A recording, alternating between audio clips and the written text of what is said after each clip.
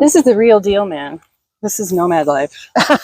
People are going to come up to you and ask questions. They're going to be setting up the Halloween thing over there. And every once in a while, the saw is going to come on for about 10 seconds. Yikes. But it's going to be fine. I have to tell you that behind your back, people have been saying how much they like your haircut. Oh. Well, thank you, everybody. All righty. Well, thank you so much for agreeing to do this. I'm glad to be here. Appreciate it. My experience was I had this epiphany moment where I knew, didn't know when or how, but I was going to be a nomad. And I crossed that line in my head. And I know that's not the same for everybody. So I'm just wondering what your experience was of getting out here. Well, my situation was I'm older, and I was wondering what sort of adventures I was going to have after I retired. And my sister and I were going to work on building an off-grid home. And the project changed. It got way out of hand. Her son got involved. It got very big. And the cost of it was well beyond anything that I was able to do. And I thought, this isn't my project anymore. Right. And I don't have many projects left. I need to do something on my own. So I started looking, and I came up, I was YouTubing it. And among all the other things I was considering, this is something I could do. And this is something I could do on my own with my own pocketbook and manage. So I did it, and it fit. I've had enough unusual living experiences in my life that all fed into being able to make this a success. Do you want to talk a little bit about what those have been? Well, working backwards in the timeline, when I was with my sister and we were working on building that place, she and I lived in a 10 by 10 metal shed in the early spring in Oregon when it was still raining every day and cold, helping, clear the land. Wow. And, throwing lumber around, and it was very rustic. And I didn't know about pooping in a bucket at that time, but we went to Habitat for Humanity, and I found a parson table, and we cut a hole in it, and we put a bucket under that. I love it. Love it. So that was my most recent experience, that knowing I had transferable skills. But beyond that, I was living with my daughter, and I was in a bedroom in their home, and I was helping because she was going to school. So I was the nanny for my grandkids, and my living was very contained. So again, very small living. And before that, I had been in the Peace Corps.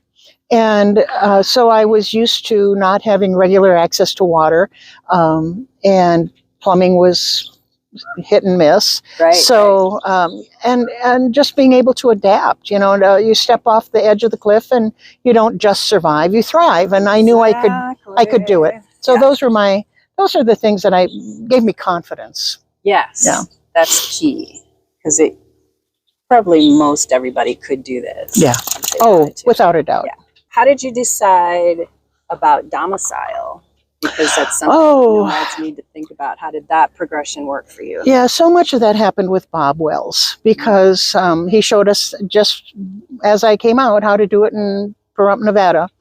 And since I had, when I first came out, I was on my own, but they had advertised on YouTube for an assistant. And so when I came on board as their assistant, I was now following their footsteps about where we needed to be at what time of the year.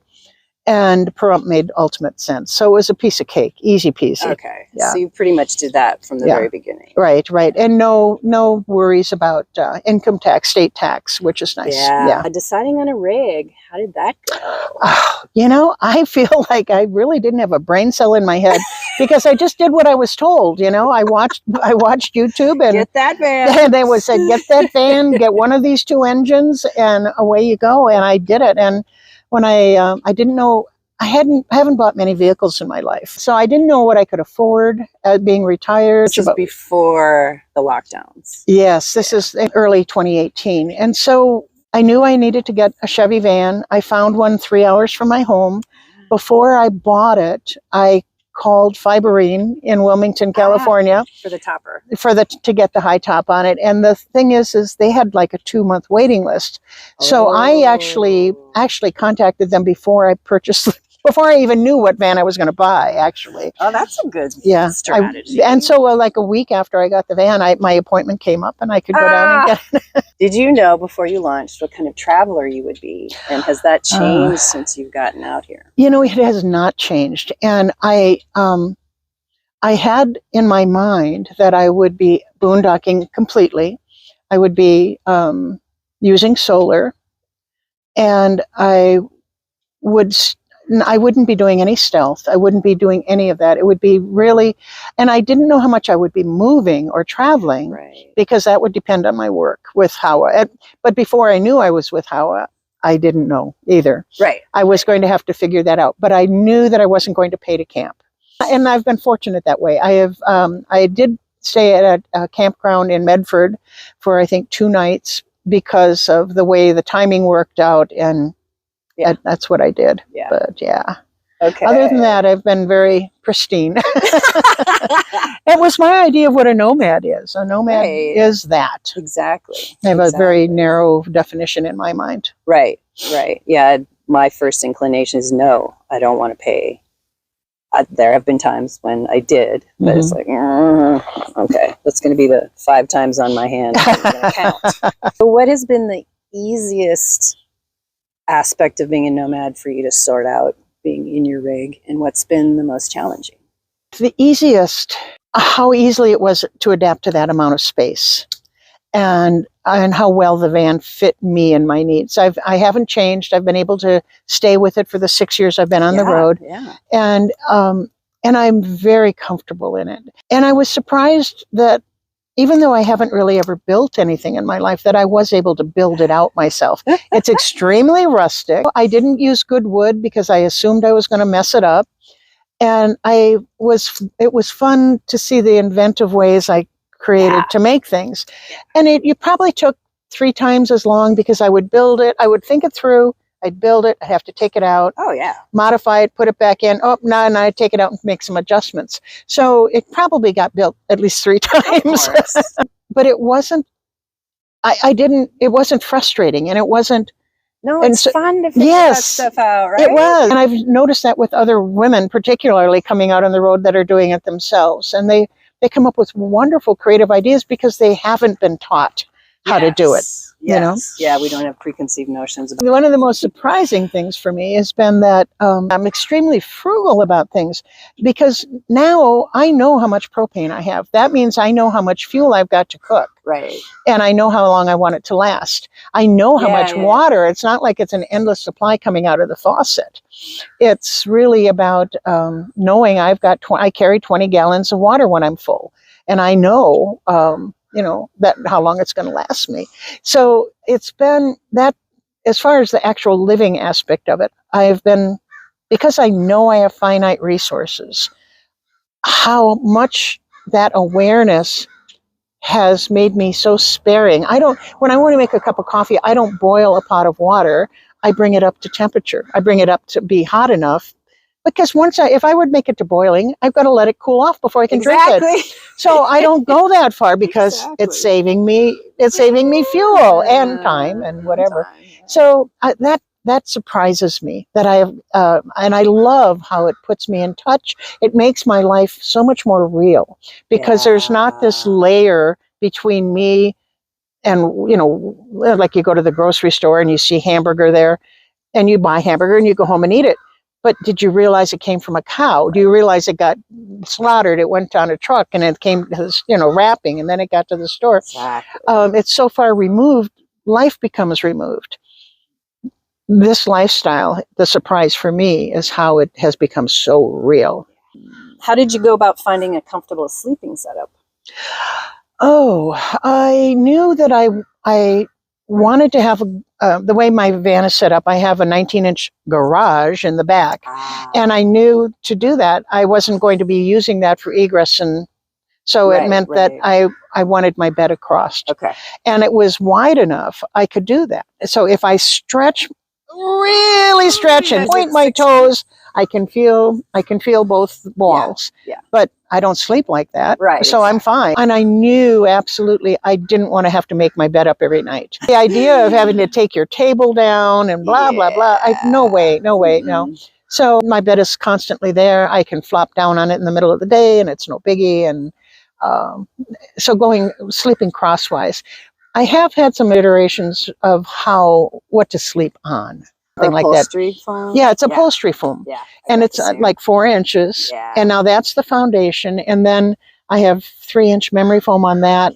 And I happen to have an egg crate foam that I put on there just because I didn't want to get rid of it. And that's what I sleep on.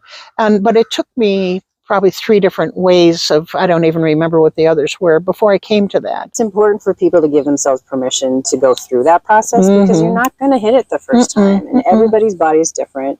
So don't beat yourself up for not getting it right the first time. So what % of your total setup was in place? It was all in place plus some. Oh my God. Yeah, we got to go through that. Got to get rid of stuff. Yeah. I was fortunate that when I got the van, I was at my daughter's and I was able to build it in the driveway and use the garage. And because of that, I wanted to get as much of it as I could done. And I did. Now there's been 1 or 2 modifications since then. And what kind of tips can you share about getting rid of stuff? Oh, goodness. So this was hilarious. So when I launched, I went over, it was very, very warm. And I was in Chico, Central Valley, California. So I knew to go to the coast to get cool. So I went over to the north of San Francisco at some of the state parks there. And I had so much stuff. For me, it wasn't Nomad supplies. It was still getting rid of my house stuff. Yes. And so I had piled it all in front of my bed and on my bed. And I had a bungee net. And I bungeed it all in place. There's a big mouth. So then I went, but I was at the state park and I put up a little tent and I put everything in the tent. Wow. And there was a picnic table and I took out things one by one by one. I mean, I'm talking, oh God. My mom took me to Lutheran church. I went to Sunday school. I got attendance pins. I still had those. They went to the dumpster along with all kinds of other things similar to that. And they wouldn't have value for somebody else. No. And they wouldn't even know what they were. Luckily, the state park had a big dumpster. And I swear I filled it at least half full. But I still do carry some things I probably still won't get rid of. Yeah. You know, from my travels, I've been able to collect little paintings. You know, you go to little markets and they've got little. Well, that's the perfect thing to collect. It's awesome. Yes. And you know, like tango photos from Buenos Aires and Oaxaca, little hand painted, just all kinds of wonderful things. And I probably, now that I'm backing off from my responsibilities with HOWA, will take time and get them on my wall. What's one of your fondest memories? I guess maybe location wise. Oh, I know it's hard to single it down to just one. It really is hard. I'm gonna briefly touch 3 of them. North of Mammoth Lakes, California. Great. I've spent a couple of seasons there, and it was wonderful. For the summer, yeah. And they were great weather, just great weather. Then the other, of course, California's a little expensive, but I don't travel that much, and so it's okay. Right. You stay in one the spot. other one is in Tonopah, Nevada. Outside of town, there's a wonderful place that it takes a little bit of finding, but the coolest thing about it was that the rocks there were so unusual. It looked sort of like peanut brittle, but with a white kind of chalky coating on the both sides, and they were relatively thin, and it just was like a wonderland. It was so fascinating. And one other last one was Ely, Nevada, and there's Garnet Hill, and where I was camped there. Now, I really don't like to see the land disturbed, but I have to say this was fascinating because where I was at the top of a hill looking across the valley, and on the other side of the valley they were dropping the tailings from a mine. And they had these huge trucks, and it was just fascinating watching it. And they worked at night a lot because it was cooler. Right, and so you saw all the lights, and I was always checking it out. It was kind of fun. Plus, it was fun looking for garnet. What do you do with those stretches of, anywhere from 3 days to a few weeks when it's raining or windy? I don't mind staying in. I love the inside of my rig. I love the negative space. When I'm laying in my bed, I feel like I'm in a boat, actually. I feel like I'm in a sailboat, and I really enjoy that. I don't think I've ever been in a spot where I thought, I've got to get out of here. I've never really felt that. I have felt when I've stepped out and the weather broke and it's nice again. Wow. Such an appreciation. Yeah, but never stir crazy in my van. I'm in touch with a lot of people, so I'm emailing or I'm texting or I'm on the phone. Unfortunately, I do way too much YouTube or movies too. So same. Yeah, but I want to say that now that my responsibilities with HOWA is backing off, I am going to learn an instrument. I played violin for many years, but I think I'm going to do something like a wind instrument or a keyboard. And I really am looking forward to that. And I do want to go from beginner Spanish up to at least intermediate. I do feel like I will be disciplining myself towards those items. I know the answer to this, but I'm going to ask it anyway. Are you afraid to travel alone? Well, that's funny that you asked that because of my duties with HOWA, I have really very seldom camped alone, and I didn't really have to go out and find a place. So I have great respect for the women and anybody who does that. I find it to be commendable and a great skill. And I totally acknowledge I didn't have to do that for 6 years, except for the first few months. With that being said, this past summer I have. For the first summer, I've camped alone a great deal, and I found some of my own places. But you see, because I've got 6 years experience behind me already, it's not the same as someone who's launching. I firmly believe living in a house, that people feel safe because they're living in a house. I think they've been fed a lie. I think that's totally a falsehood. I agree. And I don't buy it. It's not my reality. It's a false sense of security. And so being out on the road, I think, is every bit or more secure. I do make a point of trying not to be noticed. It's one reason I don't stealth. If I knew I could do it and be not noticed, like you might be able to, I would consider it maybe. But when it comes to boondocking, I'm not going to go on an empty lot across the street from a bunch of houses. If I can do something where I can get further away and back and tucked in, I worry when I get noticed. Oh, yeah. And it's our goal to be unobtrusive. Yeah. One night I was fearful, and it was about midnight. It was beautiful weather. My front windows were rolled down. And I jumped up because I heard a noise, and I looked out my passenger door and I'm going, oh! And then I realized it was a horse. It was pounding on my solar panels that were sitting right out there. No! Bam, bam, bam. Get away from my solar panels. So, there's that sort of thing. And my first thing is to think about being afraid of people. Right. But I know many people are not. That's not the problem. They're concerned about wild animals. Yeah. Well, I haven't run into anything. So, except that horse. I think in the moonlight, he thought it was water or ice. Yeah. And he was pawing at it. So. I had a cow in Flagstaff come up and lick my car. Oh, no. Okay, go away. And it was a baby. So I'm like, oh, don't. Mom, your kid's fine. I'm not doing anything. All right. Well, is there anything else that you want to share with potential nomads out there about becoming a nomad? The big one is baby steps. I knew that I had enough applied experience, and I knew that if it wasn't going to work, I think I could have gone back and made a life in the way I was. So I didn't burn bridges. But in all of the things we talk about in HOWA is we encourage people to take baby steps. So go out and do some camping. Go out and do some sleeping. If you can't do that, go sleep in your driveway. Go in the backyard.